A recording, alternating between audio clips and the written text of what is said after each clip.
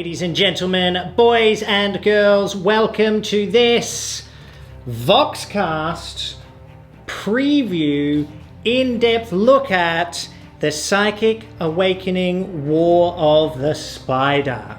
I said I would do it, and now I am doing it. You lucky ducks, you cheeky cheekies. So this is a pretty interesting book. There's a bit in here, so we're going to do this, it will be one video, but I'm going to break it up for you into kind of like Imperial, and then we'll move into Chaos. So why don't we just get straight into it? You would have seen by now, most likely, the game I did with the Death Guard. We are going to do some more games with some of the different factions in here. Stig has left his Custodes here, so we will be able to use them at some point. But yeah, lots of cool new rules in here, lots of new models as well. So this is pretty exciting. So as with all of these books, there's lots of, fluff in here. There's stories, there's new missions. I'm not going to go over them, although some of them do look quite fun. So if that's your thing, please do check them out.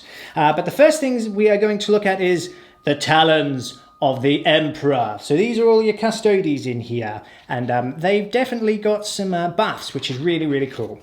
So effectively how this works is you've now got access to something called shield hosts.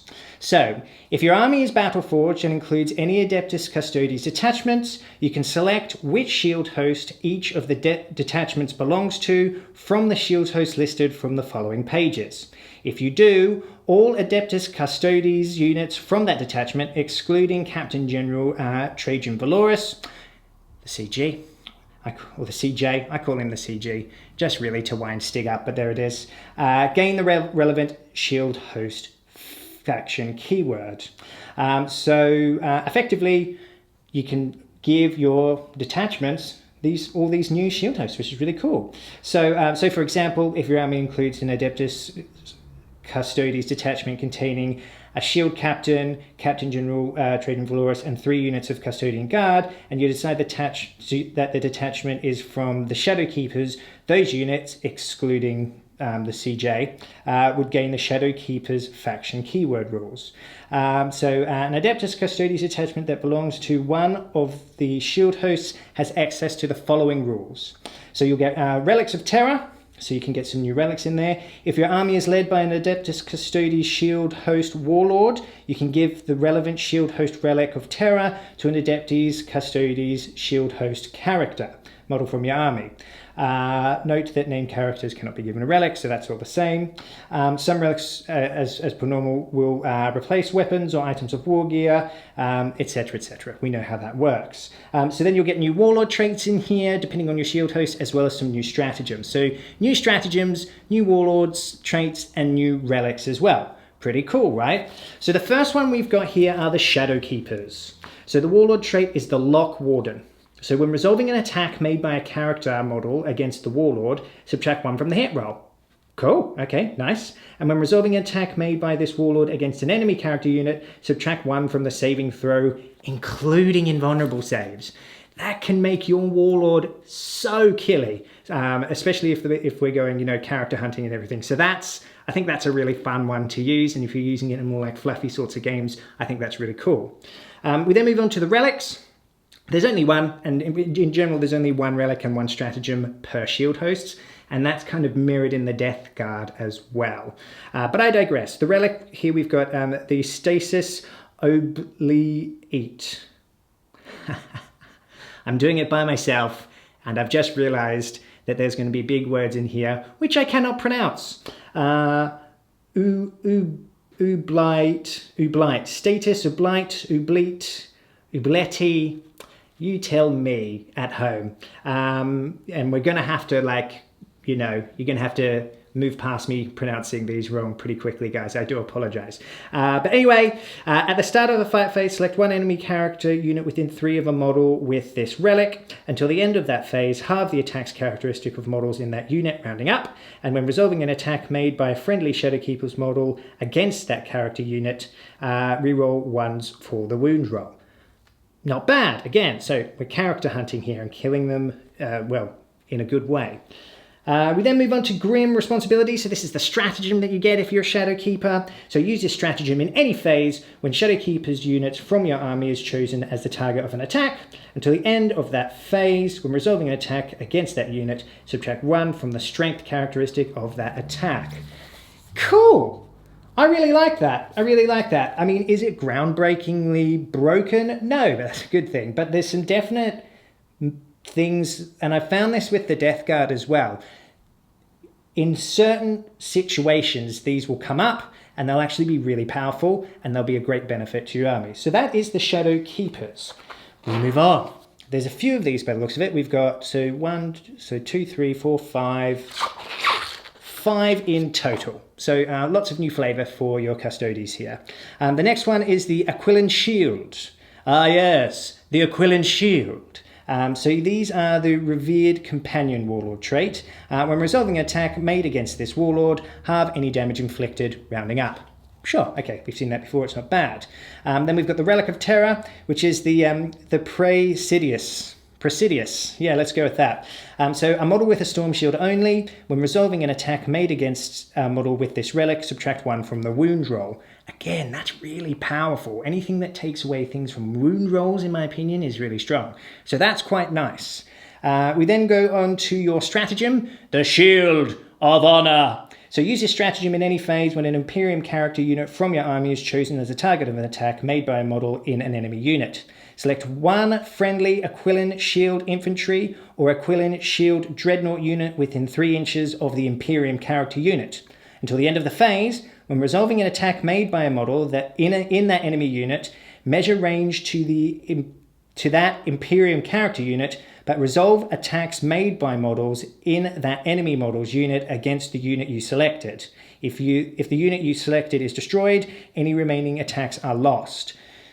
So you can just that's 1 CP.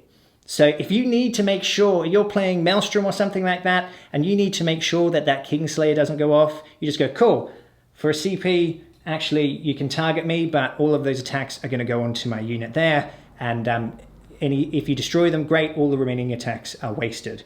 So the Aquilan Shields, pretty cool. We then go on to the Dread Host. It's very chaos sounding to me, but anyway, the Dread Host. So the Warlord trait is the All-Seeing Annihilator. Cool name. On resolving an attack made with a melee weapon by a model in a friendly Dread Host unit within 6 of the Warlord, and a modified hit roll of 6 scores an additional hit.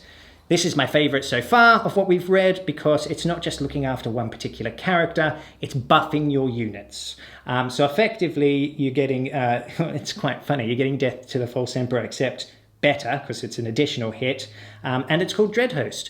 Am I saying that the Custodes have been infiltrated by chaos? That's exactly what I'm saying. You deal with that how you would like.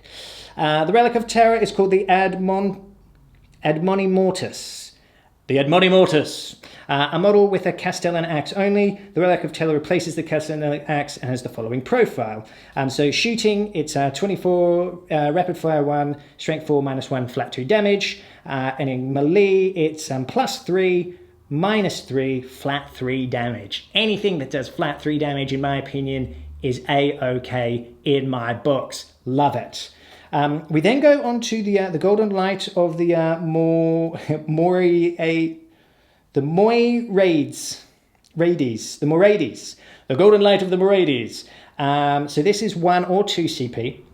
Use the stratagem at the start of your charge phase. Select one Dread Host unit from your army that teleported into battle this turn for 1 CP, or up to 3 such units for 2 CP. Okay, so you can do it for 3 for 2. Until the end of the phase, when a charge roll is made for those units, roll 1 additional 6 and discard 1 of the dice. Yes, that is very, very good. Dread Host for me is where it's at the moment. That's incredibly powerful. If you're coming down with your Terminators, and then you've got, a captain in there with them as well, and then you've got your banner. So you've got 3 units for 2 CP where you're going to be rolling 3d6 for the charge, discarding 1 of them. It's almost a guaranteed charge, unless you roll like me. But that's really good. Dread Host, that's where I'm at the moment. But we have more. Solar Watch. So, Warlord trait is Sally Forth. At the start of your movement phase, add 1 to the move characteristic of all friendly Solar Watch units within 6 of the Warlord until the end of that phase. Okay, cool. Whilst their unit is within 6 of this Warlord, models in friendly Solar Watch units that have advanced can shoot with rapid-fire weapons in the following shooting phase, but must subtract 1 from the hit rolls for their attacks. Yeah, okay, not bad. I mean, if you're using bikes and all that sort of stuff, cool. You're going to be very fast. And the -1 because you're hitting on 3s anyway. Yeah, not bad, not bad. The Relic. So a model with a Guardian Spear only. A model with this relic can shoot and charge in the turn in which it advanced or fell back. Okay, I'm liking that. And the Relic of Terror replaces a Guardian Spear and has the following profile. So when it's the Swift Silver Talon, so this is shooting, Assault 4, Strength 4, -1, flat 2 damage. Cool. And then in melee, it's Strength +1, -3, D3 damage. Okay, yeah, not bad. Not a bad relic. You know, why not? Why not? The Eagle Strike. So this is the stratagem. Now this is 0 CP, so you can just do this. Use this stratagem in any phase when an enemy character unit is destroyed as a result of an attack made by a Solar Watch model from your army. Okay, I'm on board. I'm feeling this right now. The next time your opponent wishes to use a stratagem, they must spend 1 extra CP to use that stratagem. This stratagem can be used once per battle round. Cool. That sort of stuff actually is really good. Anything that can interfere with your enemies, person you're playing against, uses of stratagems. It's the same thing you'll see with the assassins as well, can actually be really crippling to an army. So that's really interesting. So Solar Watch and Dread Host have got ticks of approval in my eyes, and depending how you're building your lists, I'm sure you guys can see which one would work better for you in the long run, right? Last one is the Emissaries Impetus. So the Warlord trait is called the Voice of the Emperor. So you're speaking with the name of the man on the Golden Throne. Whilst within 9 of this Warlord, friendly Imperium units can use this Warlord's leadership characteristic. Add 3 to the range of this Warlord's aura abilities. This has already been added to this trait's aura ability. Cool. Yeah, if you're mixing, that could be nice. I mean, you know, it would always be handy to have that with things like guard units and stuff like that, I guess, if that's what you're doing. Or there are some Sisters of Silence units where it might work for, although I'm not sure they actually cross-pollinate. I'll get to that in a moment. But, okay, not bad, not bad. The relic is the Vexilla Dominatus. So a model with a Vexilla Defensor only. Replace a model with this relics, relic custodies, relics, etc., etc. So it replaces that. So whilst they're within 6 of the model with this relic, you can reroll failed morale tests for all friendly Imperium infantry and Imperium biker units. Whilst the units is within 6 of a model with this relic, friendly Emissary Imperatus models count as 3 models for the purposes of who is holding an objective marker. Okay, that's really good. That's really good, actually. The amount of times that it's quite difficult to hold objectives because of how the Custodes armies have been built. So this addresses that. So yeah, this is, again, another interesting one here. The Emperor's Hand is the stratagem that you get with these guys. So use this stratagem in any phase when the Emissaries Imperatus, unit from your army is chosen to shoot or fight with. Until the end of that phase, when resolving an attack made by a model in that unit, ignore any negative hit rolls, wound rolls and armor penetration characteristic modifiers, and any benefit to the saving throw as a result of cover for that attack. That's good. I like that. I like that a lot. That's really good. Cool. So those are all of your shield hosts there. So you get specific relics for them, and then you also get specific stratagems and warlord traits. You then get a whole bunch of new Custodes stratagems, which are pretty good, if I don't say so myself. I'm not going to read... no, I'll read through all of them. Don't worry about it. So the first one, we've got 10,000 heroes. Use this stratagem before the battle. After nominating your warlord, select 1 Adeptus Custodes character model from your army that is not your warlord and determine 1 warlord trait for it. So we know how this works. We've seen it before. So that's really cool. Always good to have more Warlord traits. We've then got the Eternal Penitent. So use this stratagem before the battle. Select one Adeptus Custodes Dreadnought unit from your army. Increase their unit's attacks characteristic by 1. You can reroll charge rolls made for that unit. Each Adeptus Custodes Dreadnought unit from your army can only be selected for this stratagem once. Very cool. Yeah, rerolling charges and +1 attack. I'll take that for a CP. Why not? The Ancient Artifice. Use this stratagem in any phase. When an Adeptus Custodes Dreadnought unit from your army is chosen as the target of an attack. Until the end of that phase, when resolving an attack made against that unit, halve the damage, inflicting upwards. 1 CP. Yes, that's really, really good. Vengeance of the Machine Spirit. So much vengeance. Use this stratagem in any phase when an Adeptus Custodes vehicle model from your army with the power of the Machine Spirit ability is destroyed. This model can either automatically explode, shoot with one of its ranged weapons as if it were your shooting phase, or make one attack with one of its melee weapons as if it were the fight phase. Use the top row of the model's damage table when shooting with the ranged weapon or resolving that attack with a melee weapon. 2 CP, yeah, I mean, that kind of correlates with the similar stratagems which we've seen, like with the Space Marines and stuff like that. There are going to be times where that's going to be good. Custodes, though, in 8th, don't have as many CP as some of the other guys, although that's, well, as we've seen some things about that. So yeah, could come up. There are some moments where I would definitely like to explode my Land Raider. We then move on to the Arcane Genetic Alchemy. So we use this stratagem in any phase. It's 2 CP. When a Adeptus Custodes unit from your army that is not a vehicle is chosen as a target for an attack, until the end of that phase, when resolving an attack made against that unit, an unmodified wound roll of 1, 2, or 3 always fails, irrespective of any abilities the weapon or model making that attack has. Awesome. So we've got the same one as the Space Marines there. Slayers of Nightmares. The names in this are very good. I'm enjoying that. There is a name generator. I'll randomly choose some names for you in a moment. Use this stratagem in the fight phase when an Adeptus Custodes unit from your army is chosen to fight with. Until the end of that phase, when resolving an attack made with the melee weapon by a model in that unit against a unit with a higher toughness characteristic than its own, you can add 1 to the wound roll. Awesome. 2 CP. There are definitely some times though where I'd be busting that one out. Cool. Fortress of Willpower. So how many have we got here? We've got 5, 6, 7, 8, 9, 10, 11, 12. So 13 new stratagems.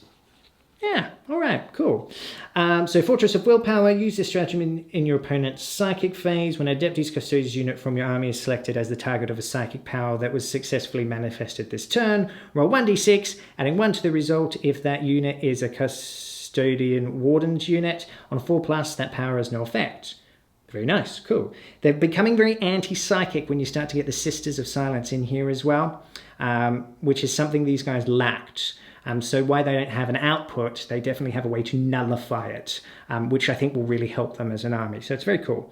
Blood Games Veterans. So use this stratagem in your shooting phase. Select one Adeptus Custodes unit from your army that contains 5 or less models for 1 CP, or 6 or more models for 2 CP. Until the end of the phase, when resolving an attack made with a ranged weapon by a model in that unit, an unmodified hit roll of 6 automatically scores a hit and successfully wounds the target. Do not make the wound roll. Yeah, okay, I think that's pretty cool.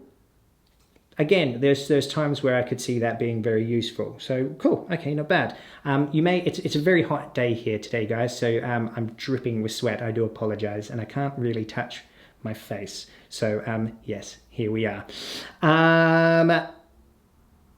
Where are we up to? So we've got Indomitable Engines. Use this stratagem in any phase. When an Adeptus Custodes vehicle model from your army would lose a wound as a result of a mortal wound, then roll a d6. On a 5, that wound is not lost. In addition, until the end of the phase, when this model would lose a wound as a result of a mortal wound, roll a d6. On a 5+, that wound is not lost. Addition until the end of that phase. All right, yeah, cool, I'm with you. Yeah, okay, cool, yeah, so we can ignore them 5s for mortal wounds. Again, good in psychic phases. Then we've got the Archaeotech munitions for 1 CP. Use a stratagem in your shooting phase when an Adeptus Custodes unit from your army is chosen to shoot with. Until the end of that phase, when resolving an attack made with a ranged weapon with a damage characteristic of D6 by a model in that unit, roll 1 additional D6 and discard 1 of the dice. Excellent. Love that. Anything that can make D6 dice less swingy, I am a fan of. Superior fire patterns. So use this stratagem in your shooting phase when an Adeptus Custodes infantry unit from your army that did not advance in the previous movement phase is chosen to shoot with. Until the end of the phase, models in that unit make double the number of attacks with rapid fire and pistol weapons. Cool. 1 CP. Again, there are definitely times where you're going to be wanting to use that. You need the extra firepower. You've got to remove them from that objective. You need to clear through that chaff to get to those meatier targets. This sort of stuff is going to be really helpful for you. Aramite and Adamantium. Oh, cool. 1 CP. Use this stratagem in any phase when an Adeptus Custodes Terminator unit from your army is selected as the target of an attack. Until the end of the phase, when resolving an attack against that unit, an armor penetration characteristic of -1 or -2 is resolved at a 0.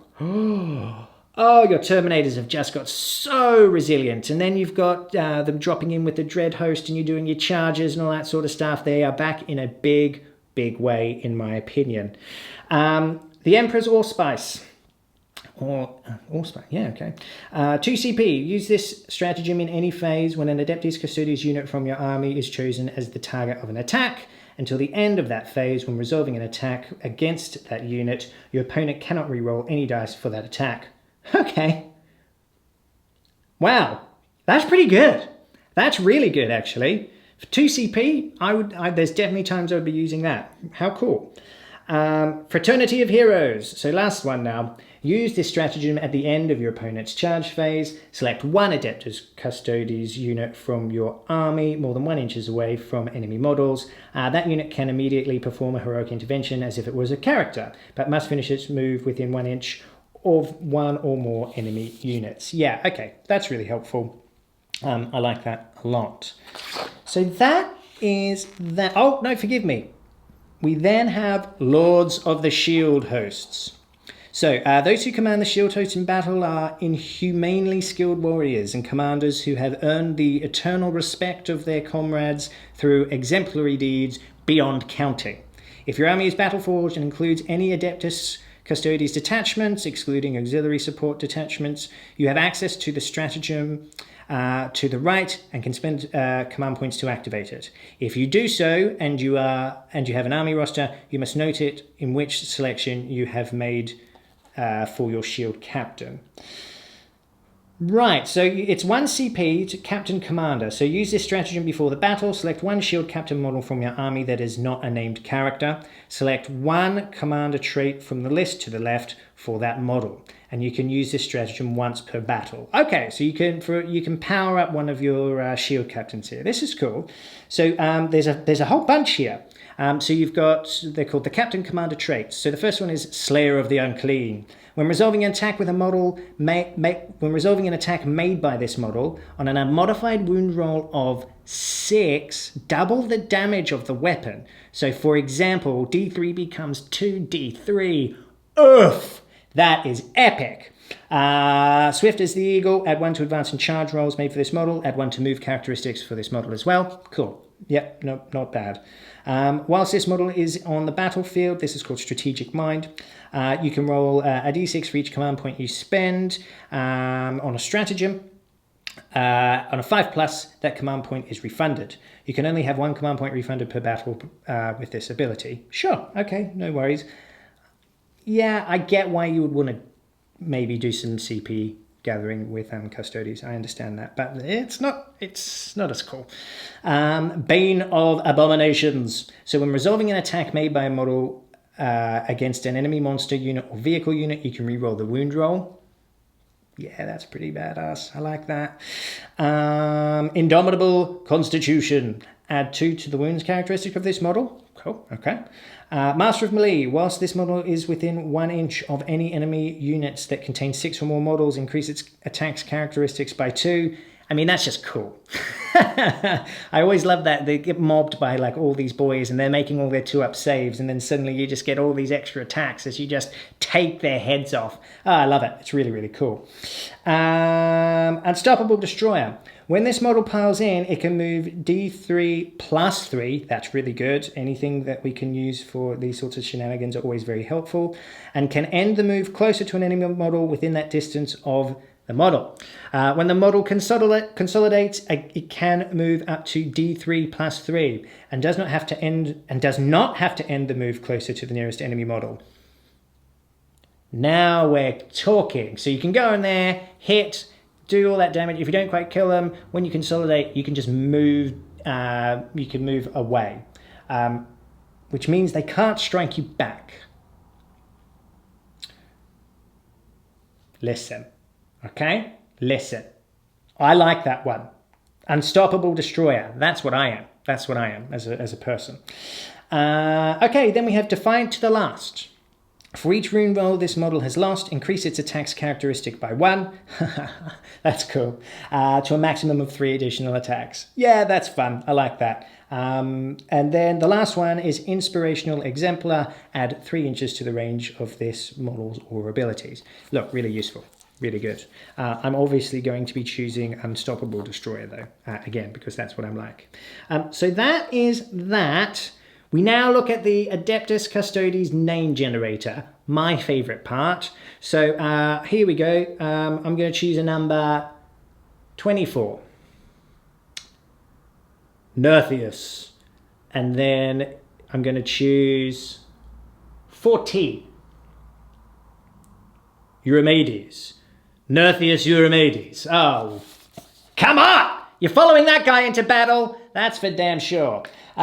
Excellent. So that is the Custodes. We now come over to the Cadres of the Silent Sisters. So we've got points values in here, we've got data sheets, we've got stratagems, and we have a name generator, and we will get to that. Don't you worry about that. We have abilities, so they're witch hunters, so when resolving an attack made by a model in this unit against a psychic unit, you can reroll the wound roll. Oof.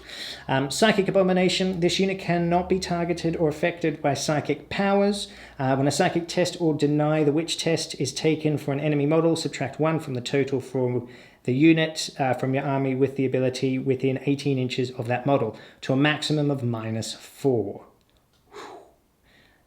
There are certain armies that is going to wreak havoc in. Very, very cool. Battleforged armies, Talons of the Emperor. So if your army is Battleforged, units with the Sisters of Silence faction keyword can be included in the Adeptus Custodes detachments in your army without preventing the detachment from being an Adeptus Custodes detachment. Okay, that's really cool. Note that this does not prevent Adeptus Custodes units in that detachment from gaining detachment abilities, i.e. the Emperor's Chosen, the Sworn Guardians abilities. However, the Sisters of Silence units cannot themselves gain any detachment abilities. Similarly, those Sisters of Silence units are ignored for any rules that state all units from the detachment must have at least one faction keyword in common in matched play and when determining your army's faction. They've also got this rule called Null Maidens, Sister of Silence Vanguard detachment. That is a Vanguard detachment that includes only Sisters of Silence units, is treated as having an HQ battlefield role of 0 slots and command benefits of none.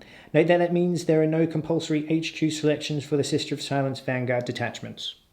Cool, there you go. Then there's some fluff about them, and then we've got the units.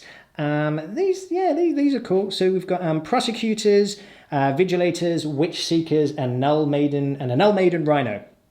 So they're all elite choices, and then you've got that's it. And you've got the Rhino there. So the Prosecutors, so they move 7, weapon skill 3, ballistic skill 3, strength and toughness 3, 1 wound. The Sister Superior has 3 attacks. The Prosecutors have 2. She's leadership 9, they're leadership 8. They have a 3-up save. Unit contains 1 Superior and 4 Prosecutors. It can have an additional 5 in there. Each model has bolt guns and psych out grenades. So bolt guns, we all know what they do. Psych out grenades is a D3 grenade. It's strength 2, but when resolving an attack made with this weapon against a psycho or demon unit, a hit roll of a 6 inflicts a mortal wound on that target, and the attack sequence ends. Cool. Okay, fine. Prosecution Protocols. So they've obviously got Psychic Abomination and Witch Hunters, but the Prosecution Protocols, models in a unit can target enemy characters that are Psychers, even if they are not the closest enemy unit. Cool. Okay, good fun. Vigil Eaters. So same stat line as far as their movement, weapon skill, ballistic skill, etc. Again, you can have a 5. You can have 5 and then an additional 5 of the Vigilators in there. So these are melee by the looks of it. The photo's really cool. Great looking models. You won't be able to see that. Don't worry about it. They've got Executioner Great Blades. So they're +2, so strength 5, -3, D3 damage. Oof. Yep, okay, loving that. And then they've got Psych Out Grenades as well. They've also got their Psychic Abomination and Witch Hunter abilities. We're going to go over to the Witch Seekers. So again, same stat line. These are flamers though. So when resolving an attack made with this weapon, do not make a hit roll. It hits automatically. I don't know why I read that to you. We all know what flamers do. And then they've got Psych Out Grenades as well. Cool. So you've got flamers. You've got bolters that can target psychers there, and then you've got some combat in there as well. And then you've got the Null Maiden Rhino. It's just a rhino by the looks of it. You can put a Hunter Killer Missile on it. Storm Bolter. Am I missing anything? Smoke Launchers, Self-Repair. No one remembers Self-Repair. Come on. Who has ever remembered a self-repair roll? No one. Certainly not me. So that's the Sisters of Silence. They're very quiet. We do have some stratagems though. So the first one is Empiric Severance. So use this stratagem in your opponent's psychic phase. When an enemy psyker manifests a psychic power within 18 inches of a Sister of Silence infantry unit from your army, after any deny the witch is attempted, roll 1d6. On a 3+, that psychic power is resisted and the effects are negated. So you do it after Deny the Witch. So you can try, and then if that fails, you can do it again. 3+. Love it. Then we've got Creeping Dread. Use this stratagem at the start of any phase. Select one Sisters of Silence infantry unit from your army until the end of the phase when resolving an attack made by a model in an enemy unit within 6 of that model. Subtract 1 from the hit roll. Cool. Talons.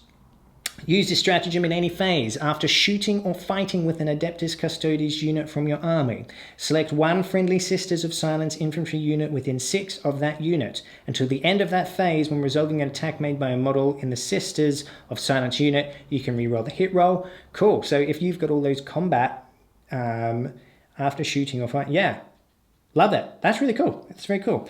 Decapitating Strikes. Use this in the fight phase when the Vigilator unit from your army is chosen to fight with until the end of the phase and resolving an attack made with a melee weapon by a model in that unit. Add 1 to the wound roll again. And they are strength 5, so they're wounding everything on the majority of the game there, even like, you know, armor and all that stuff on 4s. And for a CP, I think that's really good. Punishment of Fire. Use this stratagem in your shooting phase when the Prosecutors unit from your army is chosen to shoot with. Until the end of the phase, change the range and type characteristic of the bolt guns equipped in the model to the unit as to 18 and Assault 3 respectively. So if you're in close combat, you want those extra shots, and you know you've done an advance maybe, this is what you're looking at. Purgation Sweep, 1 or 2 CP. Use this stratagem in your shooting phase. Select a Witch Seeker unit from your army. With 5 or less models, it's 1 CP. 6 or more models, it's 2 CP. Until the end of the phase, when determining the number of attacks made by flamer weapons that the models in the unit are equipped with, any results less than 4 counters 4. It's a lot of flamer death. Oh, it's a lot of flamer death. Very cool. Desperation's Price, 1 CP. So yeah, all of these have been 1 CP per the Purgation Sweep there. Use this stratagem in your opponent's psychic phase when an enemy psyker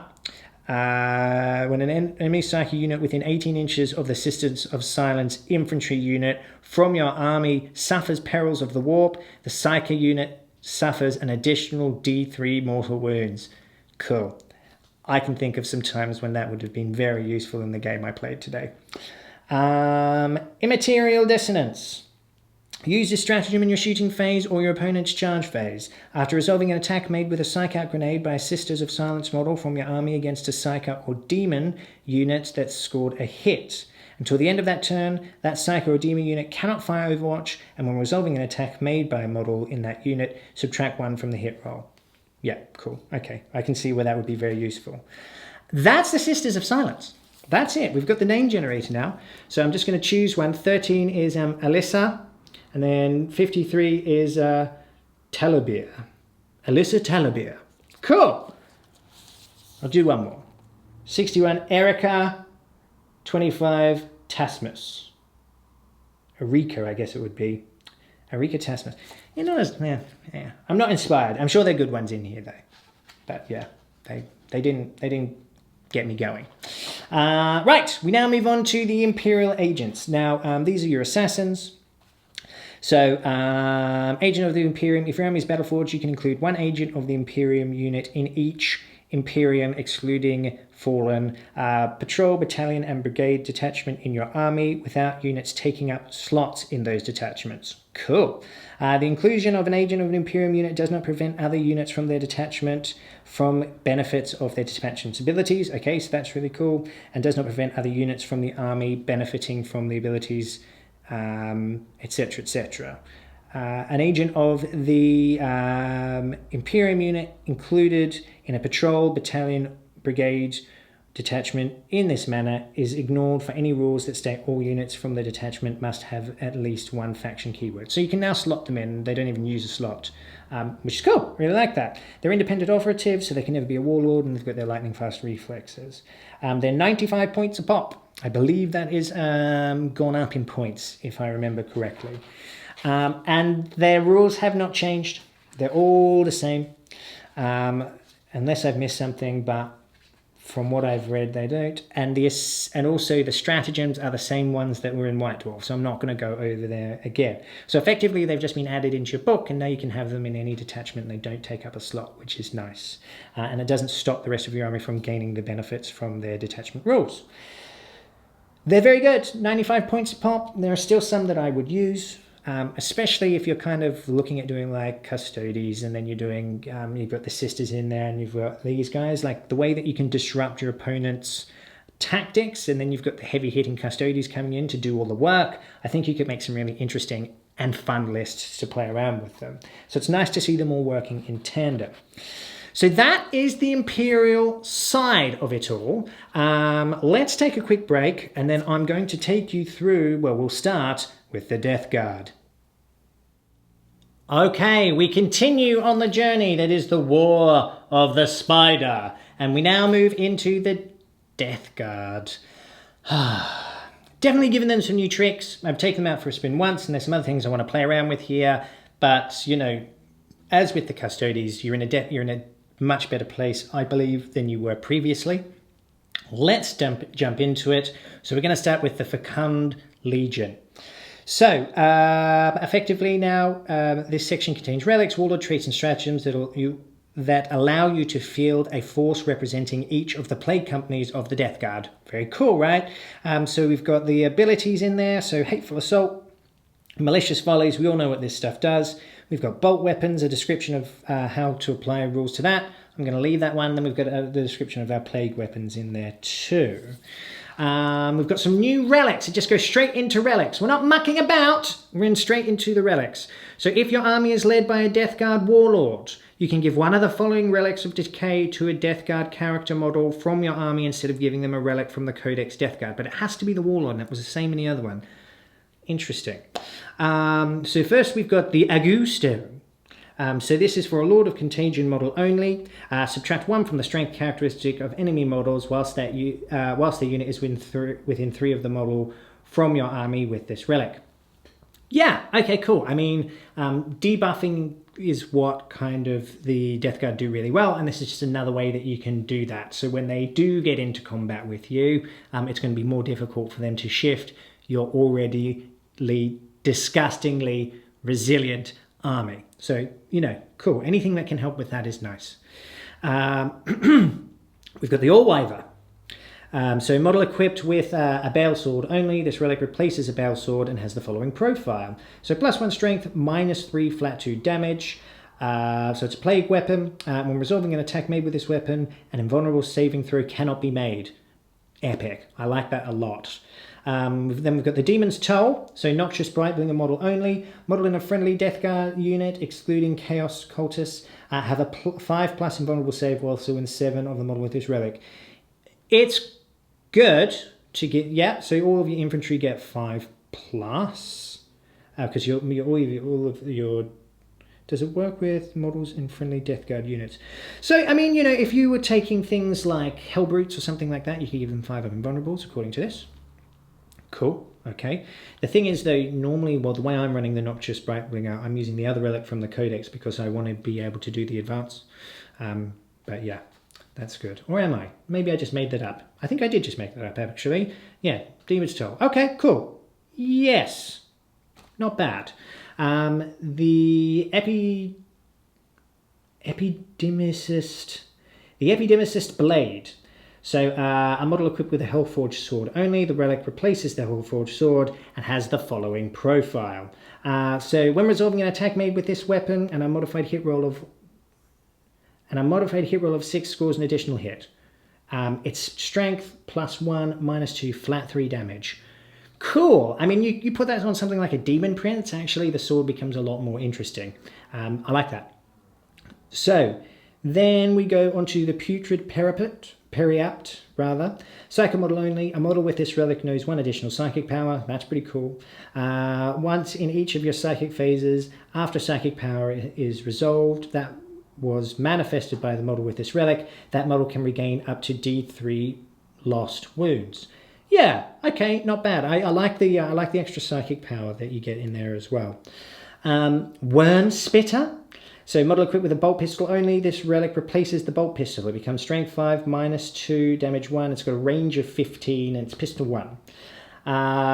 It's a plague weapon, which is nice. So when resolving an attack made with this weapon, if a hit is scored, the target is corroded until the end of the turn. When resolving an attack made with this weapon by a friendly Death Guard model against a corroded unit, that weapon gains the plague weapon ability for that attack. Okay, cool. I can see there's some definite things that you could use that for in there. Is it just shooting? Let me read that again. When resolving an attack made with this weapon, hit roll, corroded, when resolving... Yeah, so no, so in combat suddenly, if you're running the Demon Princes, how I like to run them, with Malefic Talons, then they suddenly become plague weapons, and then you're re-rolling the wounds on them if you've got Arch Contaminator. So it's a nice little thing that you could combo with something. Am I ever going to do that, is the question. I don't know. Probably not, but if you're playing a fun game and you wanted to try and, you know, do that sort of stuff, cool. It's not bad. We then move on to the stratagems. So there are heaps of stratagems here, and as we've seen, there are heaps of, so there's 3 pages of stratagems, and we really needed more stratagems as the Death Guard players. So this definitely gives us some stuff to play around with. And I like quite a few of them. There's model-specific ones, and then there's ones which kind of will work for particular units as well. So there's a nice spread of things. So first of all, you've got the Plague Chosen. To use a stratagem before the battle, after nominating a Warlord, you can select another Death Guard character model that does not have a Warlord trait and determine one of the Warlord trait for it. So again, we've now got that. That's nice. Soul Harvest. Use this stratagem in the fight phase when a Death Guard Demon Prince model from your army that is equipped with a demonic axe or Hellforged sword is chosen to fight with. Until the end of that phase, add 3 to that model's attacks characteristic, and only infantry units can be chosen as the target of its attacks. Yeah, okay, it's a shame that it's just infantry units. It seems like, you know, because everyone's just using the Malefic Talons, so... Yeah, we're trying to fill it out so you can use different things, but it's just, if it was not just against infantry, I'd be like, that's really cool. But yeah, it is in the CP, and situationally, it's definitely going to come up. We've then got the Harbinger of Nerble. So use this stratagem before the battle. Select one of the Lords of Contagion unit from your army. Until the end of the battle, that unit has the following ability. Reroll hit rolls of 1 for attacks made by models in friendly Death Guard units whilst they're within 6 of this model. Cool. Okay, that's pretty cool. Then you've got Foul Gush. So this is with your Foul Brightsword model. I use this in the game. Until the end of the phase, when resolving when rolling to determine the number of attacks made by the plague spray by that model, roll 1 additional d6 and discard 1 of the dice, which is cool. And in addition, until the end of the phase, when resolving to determine the strength characteristic of that weapon, roll 1 additional d6 and discard the dice. So yeah, it really powers you up, which is cool. Virulent Rounds. So I've used this as well. This is quite nice. So use this stratagem in your shooting phase when a Plague Marines unit from your army is chosen to be shot with. Until the end of the phase, bolt weapons models in that unit are equipped with gain the following abilities. Plague Weapons. When resolving an attack made with this weapon against an infantry unit on an unmodified wound roll of 6, the armor penetration characteristic of this weapon is -4. Great. Really nice if you need to clear all of that chaff. And that stacks really well with Relentless Volleys as well, in my opinion. Soul Harvest, we've talked about, and then we go to Relentless Volley. So use this stratagem in your shooting phase when a Death Guard infantry unit from your army is chosen to shoot with. Until the end of that phase, bolt guns and bolt gun profiles and the bolt gun profile of combi weapon models in that unit are equipped with type characteristic of Rapid Fire 2. In addition, until the end of that phase, combi bolted models in that unit are equipped with type characteristics of Rapid Fire 3. Cool. If the unit contains 6 or more models, this stratagem costs 2 CP. Really good, as you can see how that could double up there. Can be sort of expensive, but again, if you need to shift that, it becomes very powerful. The Putrid Fecundity. So use this stratagem in your opponent's shooting phase. If the unit is 10 or fewer models, it's 2. If it's more than that, it's 3. Until the end of the phase, when making disgustingly resilient rolls, add 1 for a model in that unit, add 1 to the roll. So it's 4. So I used that. It was really powerful. Hypertoxicity tinctures. Yeah, that sounds pretty close.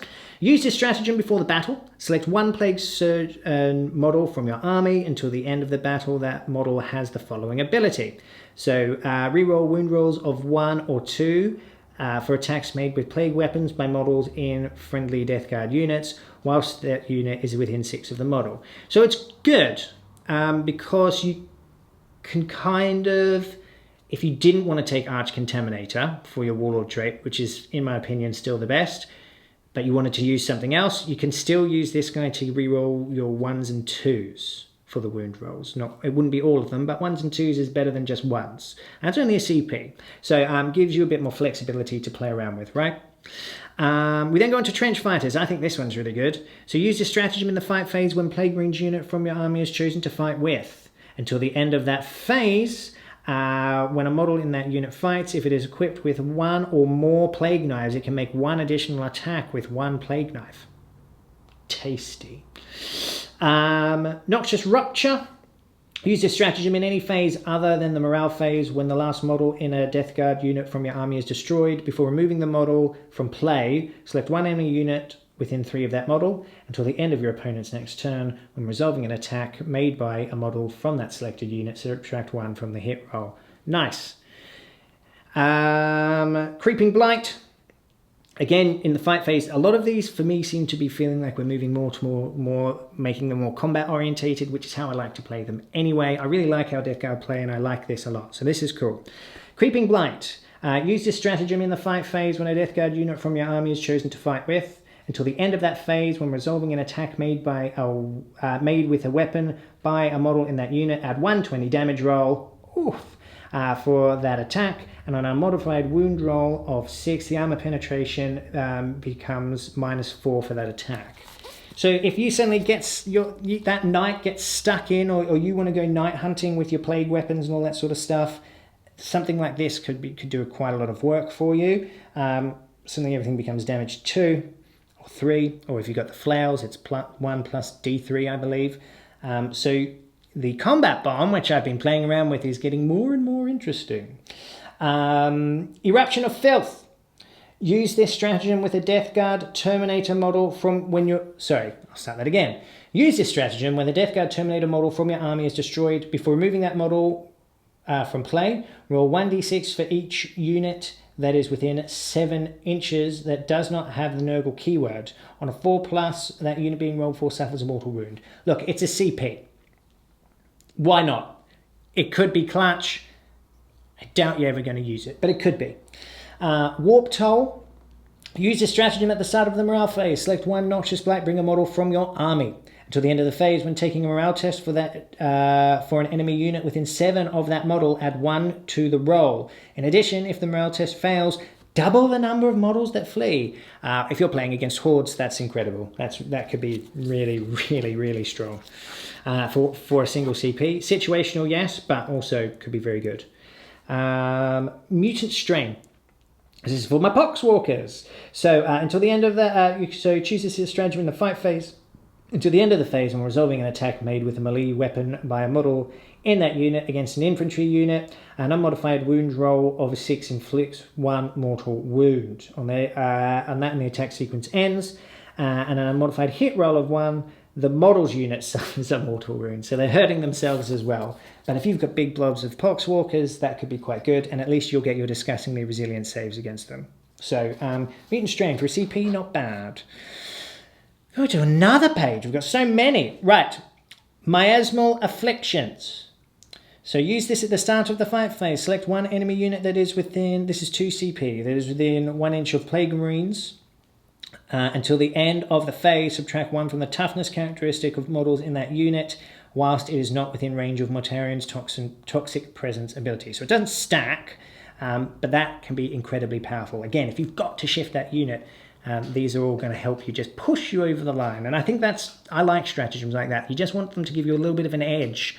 You use them when you really need them, when it's very key. Stratagems that you just kind of go, oh, you shoot twice. You're like, it's good, but these ones, they have a bit more flavor to them. I like it.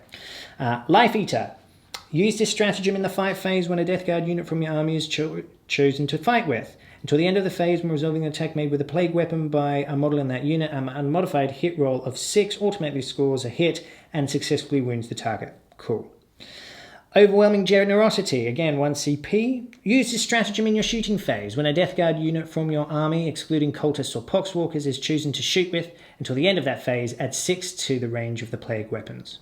Nice, this obviously excludes melee weapons and models with that unit that are equipped with. So yeah, you're not suddenly hitting... Your melee weapons don't become ranged weapons. I would have thought that was pretty obvious, but we do live in an age where people like to try and find little loopholes, don't we? So well done, GW, for adding that in. Next one, 1 CP. So use this stratagem, it's called Accelerated Entropy.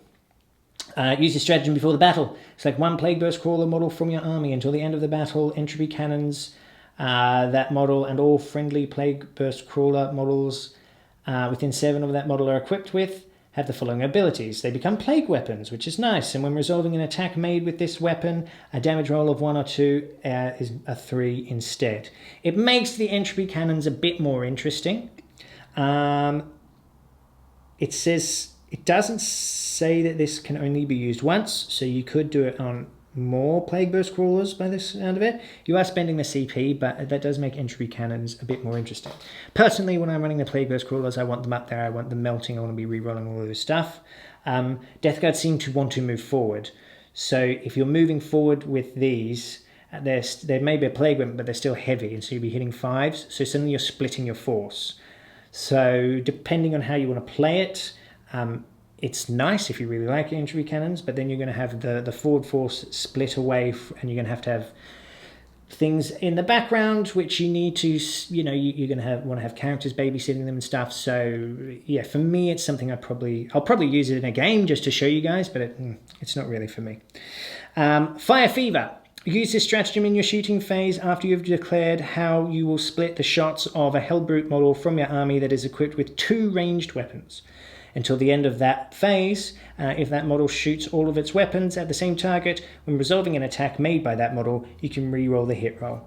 Cool, okay, and because you're going to be moving forward and shooting anyway, there's going to be no minuses because of inexorable advance, so that's, yeah, not bad. Fire Fever, okay. 2 more, bear with me. But look, I hope you guys are seeing some plays in here. I'm certainly seeing some plays in how these guys work, so I think it's pretty cool. Contaminated Monstrosity, 1 CP. Use this stratagem before the battle. Select 1 Death Guard unit, excluding Chaos Cultists and Titanic units. from your army with a wounds characteristic of 12 or with a wounds characteristic of 12 or less for 1 CP or 13 or more for 2 CP. Until the end of the battle, if that unit does not have the Disgustingly Resilient ability, it gains it. Cool! You can now have your Hellbrutes with Disgustingly Resilient. I think they should probably have them already anyway, but that's a nice way of giving it to them. And you've got to spend a CP to do it. Last one is the Parasitic Fumes for 1 CP. Use this stratagem at the end of your movement phase. Select a 1 Mephitic Blight Hauler unit from your army until the end of the turn. When an attack is allocated to an enemy model within 7 of that unit, improve the armor penetration characteristic of that weapon that attack is being made by 1. So for example, AP 0 becomes AP -1. Yeah, okay, sure, why not? Right, we then go on to Plague Companies. So much like the Shield Hosts, effectively, you can now play out your Plague Companies, which is nice. You'll get Warlord Traits from there, and you'll get new relics. To use these relics, you need to obviously have the Warlord be from Death Guard, from the same Plague Company. Cool. Okay, so one thing it will say is, one thing I needed to mention. So I'll just read this because I'll read the words to you. If your army is battle-forged and includes any Death Guard detachments, you can select which Plague Company each of these detachments belongs to from the 7 listed on the following pages. If you do, all Death Guard units from that detachment, excluding Chaos Cultists, Poxwalkers units, and named characters such as Typhus, gain the relevant Plague Company faction keyword. Cool. So your Poxworkers, your Cultists, and your named characters do not get this stuff. Fair enough. I may have, thinking about that, made a mistake with that in my battle report. I'm not sure if I was doing it with Typhus or not, but I'm sure you guys will let me know. I don't think I was, actually. Anyway, it's done now. That's in the past. So the first one, we've got the Harbingers. So if this detachment contains Typhus, though, that model gains the Harbingers faction keyword. So this is how you can get Typhus involved in the party. The Warlord trait you've got here is the Shambrelot. The Shamblelrot. It's because it's one word. The Shambrelot. I was like, oh, that sounds like a nice wine. The Shamblelrot.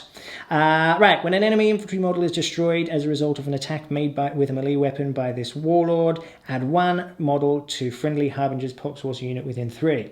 Within 7 of the Warlord. You must pay reinforcements points for each model that you add to that unit. That would increase that unit above its starting strength. Yeah, okay, cool. Just another way to keep that screen up, right? The Putrescent Relic. This one's called the Rot Skull Bomb. Model equipped with a Blight Grenade only, the relic replaces the Blight Grenade and has the following profile. So it becomes Grenade 2d3, Strength 5 -2, 2 damage. It's a Plague Weapon, and when resolving an attack made with this weapon, do not make the hit roll. It automatically scores a hit. How cool. So we get a couple of stratagems here. So we've got from the Carrion Heaps. So this is 1 or 3 CP. Use this stratagem before the battle. Select 1 Harbingers Poxwalker unit from your army for 1 CP or 2 for 3 CP. You can set up units underground instead of starting them up on the battlefield. At the end of your movement phase, for each of these units that are underground, you can set them up anywhere on the battlefield that is wholly within 9 of the battlefield edge and more than 9 inches away from enemy models. You can only use this stratagem once for the battle. I mean, I can see when you might want to use something like that. Deep striking units and being able to go out and, drop things on objectives and things like that is handy. Because I use them as a screen, I want them to protect things like my combat blob and stuff. I wouldn't see me using that necessarily. It's not to say I wouldn't, but it wouldn't be my go-to way as to how to play them. Life Beyond Death. Use this stratagem in the fight phase when the last model in a Harbinger's unit from your army is destroyed as a result of an attack. The unit containing the model that made the attack suffers D3 mortal wounds for a CP. That's cool. I like those sort of things. It's like, oh, you kill me. Well, I kill you back. The Inexorable, so this is the next played company. So we've got the Ferric Blight Warlord trait. So when resolving an attack made with a weapon by a friendly Inexorable model made against an enemy vehicle unit within 7 of this Warlord, improve the armor penetration by 1. Cool. The Leech Spore Casket, so this is the Relic. When a model is destroyed as a result of an attack made with a melee weapon by a model from your army with this relic, 1 friendly Inexorable vehicle model within 18 regains up to 1 lost wound. Each model from your army can regain up to 3 lost wounds per turn as a result of this ability. Yeah, okay, cool, cool, cool. This one isn't speaking to me that much, but I can see why people might like it. Just reading that again to make sure I didn't miss that. It's not bad. It's not bad. It's cool. Right, Unholy Essence. Use this stratagem at the start of your shooting phase. So this is a stratagem, 1 CP. Select up to 3 Inexorable vehicles units from your army. Until the end of the phase, that unit gains the Inexorable Advance ability. That I like. That ties in really well, actually, with your entropy cannons on your Plague Burst Crawlers. So that is really interesting. That's a nice little combo there. Ferric Miasma. Use this stratagem in your opponent's charge phase when an Inexorable unit from your army is chosen as the target of a charge declared for an infantry unit. Subtract 2 from the charge rolls for just a CP. Yeah, okay, cool. That's nice. I like that. So that's the second Plague Company. Mortarian's Anvil. So this is the one that I've used in the battle reports. I actually quite like this, especially with the way I was playing them. Better if you've got Terminators. We don't really have them, but they're still pretty good. So the Warlord trait is the Gloaming Bloat. So when resolving the attack made against this Warlord, and a modified wound roll of 1 to 3 always fails, irrespective of any abilities that weapon or the model making that attack has. The Tollkeeper Relic, I've used this, I thought it was pretty good. Tallyman model. When resolving an attack made with a melee weapon by a model in Mortarian's Anvil, unit from your army within 7 of the model with this relic, and a modified hit roll of 6 scores 1 additional hit roll. So if you're playing Imperium, you roll a 6, you hit twice and then roll another dice. Urgh. Then we've got Futility Made Flesh. So this is 2 or 3 CP. Use this stratagem in your opponent's shooting phase when Mortarian's Anvil terminate a unit from your army is chosen as a target of an attack. Until the end of the phase, when resolving an attack made with a weapon against that unit, reduce the damage characteristic of that weapon by 1 to a minimum of 1 for the attack. Cool, makes them much more survivable. If that unit contains 5 or fewer models, it's 2 CP. Otherwise, if it's more, it's 3. You've then also got Relic Assault. So use this in your opponent's charge phase. Select 1 Mortarian Anvil infantry unit from your army. Until the end of the phase, that unit can perform a heroic intervention as if it were a character. Cool. I like Mortarian's Anvil. I do like that. It's good fun. We then go on to the Wretched. Oh, it's so wretched. The Warlord trait is Eater Plague. So when an enemy model is destroyed as a result of an attack made with a melee weapon by this Warlord regains 1 lost wound to a maximum of 3 per phase. Yeah, cool. I like, look, if you really want to make your Warlords really strong characters, and, you know, they look after themselves and not the rest of their force, like those sorts of Warlord traits are good. But when you're looking at it more from a tactical perspective, I suppose, I never find that these Warlord traits are useful, because you want things that buff your army rather than just buff one model in the entirety of your army. But this may change with things like Crusade and stuff, right? So let's see what happens. The Demon's Favor. This is the Relic. So this is a Malignant Plague Caster model only. A model from your army with this replaces its Pestilence Fallout ability with the following. After resolving a psychic power manifested by this model, if the result of the psychic test power was less than 7, the nearest enemy unit within 7 of this model suffers 1 mortal wound. In addition, if the result of this psychic test was more than 7, select 1 enemy unit within 7 of this model, that unit suffers D3 mortal wounds. Okay, cool. I like that. For 1 CP, we've got a stratagem called the Rotted Veil. So you use this stratagem at the end of your movement phase. Select 1 wretched character unit from your army that has not performed a demonic ritual this turn. This unit can perform a demonic ritual. as if it were your movement phase and that model had not moved, regardless of whether or not it arrived as reinforcements this turn. In addition, until the end of the turn, that unit performs a demonic ritual, only roll 1d6 for the summoning and add 7 to the result. Okay, cool. I've never really done a demonic ritual. Maybe I'll do one. I can't really comment if that's good or not. Tell me, is that good? You guys tell me.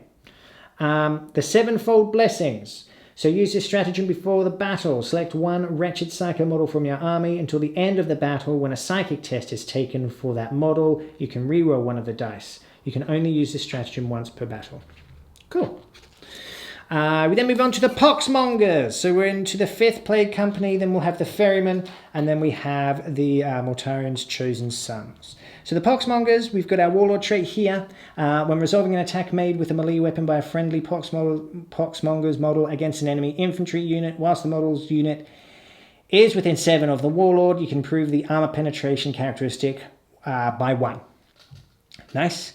Then you've got the Ironclot Furnace for the Relic. Models in Poxmonger's Demon Engine units from this army have a 4-up invulnerable save, whilst they're within 7 of a friendly unit. Okay, cool, nice. Then you've got the stratagems here. So you've got the Bilious Blood Rush. So you use this stratagem in your shooting phase. Select one Poxmonger's Demon Engine unit from your army. Until the end of the phase, that unit can shoot in the turn in which it fell back. Great. Really powerful. We then have the Fluxabated. So use this stratagem in the fight phase when an enemy model is destroyed as a result of an attack made by a model in the Poxmonger's Demon Engine unit from your army. One model in that unit can regain up to D3 mortal wounds. 1 CP, that can be very, very key, especially if you need to get out of that bracket to get up there and get your full BS. The Ferryman. So we're on to 6. So Warlord trait is called the Droning. So when a morale test is taken for an enemy unit within 12 of the Warlord, add 2 the result. Oh, and then you could have your noxious Blightbringer in there as well with the Relic. I think that would add 3 to result. If I read that correctly. I think that was the Relic. Bear with me while I go back in time. Yeah, the Demon's Toll. Oh no, that's the 5-up invulnerable save. No, I've confused myself. Carry on. Don't worry about that. So yeah, we've got that. Look, it's pretty good. Models equipped with the Plague Reaper only. This relic replaces a Plague Reaper and has the following profile: the Ferryman's Scythe. So it becomes plus 4 strength, minus 3 flat 3 damage. When resolving an attack made with this weapon and a modified wound roll of a 6 inflicts 1 mortal wound on the target in addition to any other damage. Powerful, very cool. Vermid Whispers. Use this stratagem in your shooting phase when Ferryman Blightlord Terminator unit from your army is chosen to shoot with. Until the end of that phase, when resolving an attack made by a model, add 1 to the hit roll, 1 CP. I'm all about that. 2 CP for On Droning Wings. Use this stratagem at the start of your movement phase. Select one Ferryman unit from your army. Until the end of the turn, the range of that unit's aura abilities is increased by 7. Note that Nurgle's gift ability still only affects enemy units within 1 inch. Okay, cool, right. Nice, yeah, okay, very good. So last but not least, because these are Mortarian's Chosen Sons. They are 7, the blessed number. The Warlord trait is called Crawling Pustulence. When resolving an attack made with a melee weapon against this Warlord, subtract 1 from the hit roll. When an enemy unit, excluding units that can fly, within 1 inch of this Warlord falls back, roll 1d6 on a 2+, that unit suffers D3 mortal wounds. Good fun. Okay, fine. I like that. And then we've got the Relic, which is called the Vomitrix. So a model equipped with a Plague Sprayer only. The Relic replaces a Plague Sprayer and has the following profile. Range 9, Assault 7, Strength 7, minus 3, flat 3 damage. It's a plague weapon, so when you're resolving an attack made with this weapon, do not make a hit roll. It hits automatically. Cool, I like that. Then we've got the Alembical Nathaceum. Yeah, That's what we're going with. So use this stratagem before the battle. Select Mortarian's Chosen Sun Plague Surgeon model from your army. Until the end of the battle, replace this model's Tainted Narcissism ability with the following. Whatever it was. When making a Discussing Resilient roll for friendly Mortarian Chosen Sons units, while they are within 3 of this model, you can reroll 1s or 2s. Cool. For a CP, why wouldn't you if you're going Mortarian's Chosen Sons? Then you've got the Plague Brewers. I would not like to taste what they are brewing up. I'm sure it would not be very nice. Grotty would probably like it, not me. Use this stratagem in your shooting phase. So when Mortarian's Chosen Sons unit from your army is chosen to shoot with, until the end of that phase, Plague Belchers, Plague Spurt Gauntlets, and Plague Spewers that model in the unit is equipped with have a damage characteristic of 2. I love it. Very, very cool. So that is all of the Plague companies. We do have a name generator. I'll do one. 55 is Pustus, and then number 33 is Svek. Pustus Svek. That's a good one. I like that. Okay, last and not least, we come over to the Agents of Bile. Fabulous Bill is back in a big way. So we've got the Creations of Bile. So keywords. If Fabius Bile is your warlord, units from your army can replace their Legion keyword with the Creations of Bile. Note that you cannot replace the Legion keyword with the Creation of Bile unless Fabius Bile is your warlord. So the abilities units in the Creations of Bile get the following. So they get the Spider's Web. If your army is battle-forged, all troops units in the Creation of Bile detachment gain this ability. Such a unit that is within range of an objective marker controls it even if there are more models within range of it. If an enemy unit within range of the objective marker has a similar ability, then it is the control the player has no. Okay, so that's fine, so they've got objective secured. Creations of Bile Legion trait. If your army is battle-forged, all character infantry, excluding cultists, bikers, and hellbrutes units in a Creation Bile detachment gain the Legion trait below. Note, as per Shadowy Allies rule in Codex Chaos Space Marines, Fabius Bile himself, as well as fallen units, cannot benefit from the enhancement Legion traits. He can't do it to himself. You get add 1 to movement and strength characteristics of models in this Legion. Yeah, okay, not bad. So then we come over to the man himself. So you can have an Acolyte with him now, which is pretty cool. So his stats are, he's weapon skill 2, he's ballistic skill 3, strength 4, toughness 4, 5 wounds, 4 attacks, leadership 9. The Acolyte is weapon skill 5, ballistic skill 5, strength 3, toughness 4, 1 wound, 1 attack, 6 up, save. So single model, comes with all of the stuff, and yeah, so you can only have 1 Surgeon Acolyte. Okay, cool. So, weapons are, as far as he's got his Cyclos Needler. So it's a pistol 3 weapon, strength 2, -2, flat 2 damage. Attacks made with this weapon wound on a 2+, unless the target is a vehicle or a Titanic unit. He's got his Rod of Torment, so +1 strength, -1 D3 damage. So when resolving an attack made with this weapon against a vehicle unit, it has a damage characteristic of 1. The Surgeon Acolyte's tools is user -1, 1 damage. The Chirurgeon is strength 4, -2, 1 damage. When the bearer fights with this, it can make 3 additional attacks with this weapon. I believe they're the things on his back. Then you've got frag and crack grenades. So he gets Death to the False Emperor as one of his abilities. Another pair of hands. So if Fabius Bile is accompanied by a Surgeon Acolyte, after rolling the D3 for the Enhanced Warrior's ability, you can add or subtract 1 to the hit roll result. E.g., roll a D3, the result was 3, you could change it to a result of 2 or 3. If the Surgeon Acolyte is destroyed, it is ignored for the purposes of for morale tests. Then you've got the Chirurgeon. So when Fabius Bile loses a wound, roll a d6. On a 5+, the wound is not lost. In addition, at the start of each of your turns, he regains d3 lost wounds. So he's quite difficult to shift. And he doesn't have an invulnerable save, though. Okay, fair enough. So Enhanced Warriors, at the end of your movement phase, you can select 1 Heretic Astartes unit from your army that is not a character, that is wholly within 6. You cannot select a unit that has already been affected by this ability in the battle. If you do so, roll 1d6 and on a 1, one model from the selected unit is destroyed. Then roll a d3 to consult the table below.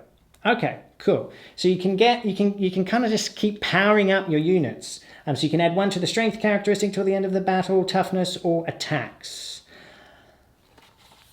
Cool. Yeah, okay. He's 85 points. He's got a Surgeon Acolyte. I'm sure there are some combos out there, and you know, I'm starting to get into Chaos a little bit, where he could be interesting. But to make a whole legion out of these guys, and they'd lose their other traits by the sound of it. I believe that was what I was reading here. Keywords. If your warlord, you can replace their legion keyword with the creations of Bile. So I believe, that you wouldn't get your other things. Could be worth it. There are some armies where I could see, you know, it might be worth it, but you know, we'd have to have a look at it properly. So then we've got the Relics of Bile. So he's got 3. So if Favors Bile is your warlord, you can give one of the following artifacts of chaos to a Creations of Bile model from your army instead of other artifacts of chaos presented elsewhere. Named characters such as Favors Bile already have 1 or more artifacts. You cannot give them these artifacts. Note that some relics are weapons, etc., etc. We know how that all works. So the first one, he's got the Helm of All Seeing. So whilst a model with this relic is on the battlefield, you can roll 1d6 each command point you spend. For each command point you spend, you get it back on a 5. We've then got the Hyper Growth Bolts. So when you give a model this relic, you can select 1 bolt pistol, bolt gun, or combi weapon. This model is equipped with. When a model with this relic shoots with that weapon, you can choose for it to fire a Hyper Growth Bolt. Ooh. If you do, you can only make 1 attack with this weapon, but the attack always wounds on a 2+, unless the target is a vehicle and has a damage characteristic of 4. Yeah, okay, cool. Why not? Fine. Leaving Carapace. At the start of your turn, a model with this relic regains 1 lost wound. In addition, when resolving an attack made with this model, add 1 to the saving throws. Invulnerable saving throws are not affected. Yeah, okay, unless I'm missing something, and I could well be, like I say, it's not screaming out to me that I want to suddenly go and do something like this. I think from a fluffy kind of perspective, it could be quite cool, and there's certainly units that can really, you know, benefit from certain things here. Maybe it's going to come to me in the stratagems. Let's have a look. Venomous Claws. So use this stratagem in the fight phase when you select a Creations of Bile unit to fight. And to the end of that phase, when resolving an attack made with a close combat weapon profiled by a model in that unit, and a modified hit roll of 6 automatically scores a hit and successfully wounds the target. Okay. Monstrous Visages. Use this stratagem at the start of any psychic phase. Select 1 Creations of Bile infantry unit from your army, excluding cultists, until the end of the turn. When resolving an attack made by an enemy model within 6 of that unit, subtract 1 from the hit roll. And then we have a couple more stratagems in the last page of the book, and then that's it. So he's got the Macrotensile Sinews. Use this stratagem at the start of your movement phase. Select 1 Creations of Bile infantry unit, excluding cultists, from your army. Until the end of the turn, this unit can be chosen to charge with even if they advance this turn, and when an advance or charge roll is made for this unit, add 1 to the result. That's a great stratagem. I like that. The Master is watching. Use this stratagem in your shooting phase or fight phase when a Creation of Bile unit from your army, excluding Chaos Cultists. They don't like cultists. We're not about cultists here. That is visible to and within 12 of your warlord is chosen to shoot or fight with. Until the end of that phase, when resolving an attack made by a model in that unit, you can reroll the hit roll. Cool, okay, that's cool. That's not bad. That's not bad. Use this stratagem in your opponent's shooting phase. This is called the dermal chintonation. Use this stratagem in your opponent's shooting phase when a Creation of Bile infantry unit from your army, excluding Chaos Cultists again, is selected as a target of attack. Add 1 to the unit's toughness characteristic until the end of the phase. Take it alive, 1 CP.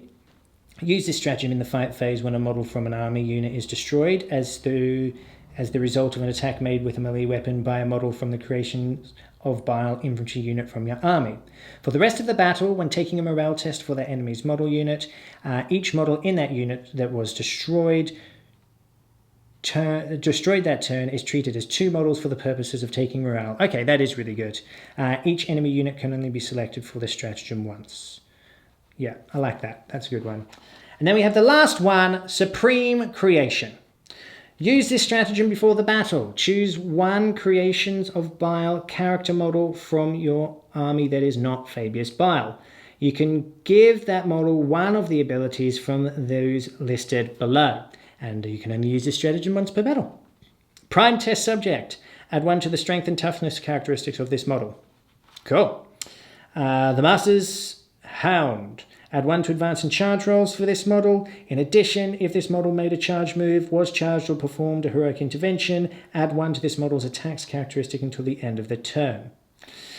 And then finally, the Ravenous Biology. When this model would lose a wound, roll 1d6 on a 6. That wound is not lost. In addition, at the end of the fight phase, the model regains d3 lost wounds if any enemy models were destroyed within one of them that phase. I think he's all right. Maybe I'm missing something. I mean, it's very hot in here. My brain is melted a bit. But even when I read it before, I was a bit like, he's very cool. I mean, the artwork of him is very cool. His fluff is very cool. I don't know. You guys tell me what I'm missing here. I'd really like to know your thoughts on it. That's it. What do I think of the book in total? I think it's really good. I really like the added stuff that the Custodies have got in the Sisters of Silence, and as well as their new stratagems and such. I think the Sisters of Silence give them some really good anti-psychic, and then you can add some assassins in there as well. And actually, it becomes quite an interesting army because you've got the heavy-hitting the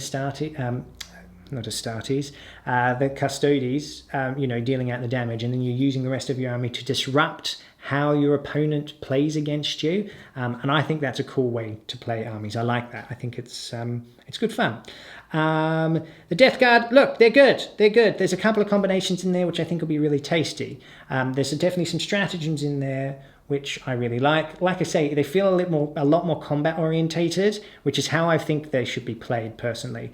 To me, they feel like an army that you move to the center of the board, you get all of the board control you can, and you make it very difficult to be shifted out of that board control. And then when they try to come and shift you out, you kind of laugh them off. So I think that's good. And as for Bill, well, I've kind of talked about him. I don't know what I'm missing, but I'm not too enamored by him, other than I think the model's pretty cool. That's it. So look, I hope you enjoyed that. We had to do it kind of by myself, given the new social distancing stuff that we've got going on at the moment. But, I'm still talking to you guys, and I think you're pretty special. So, look, for now, this has been the B-Bone. I hope you're all safe and well wherever you are. Thank you for watching. We'll see you very soon.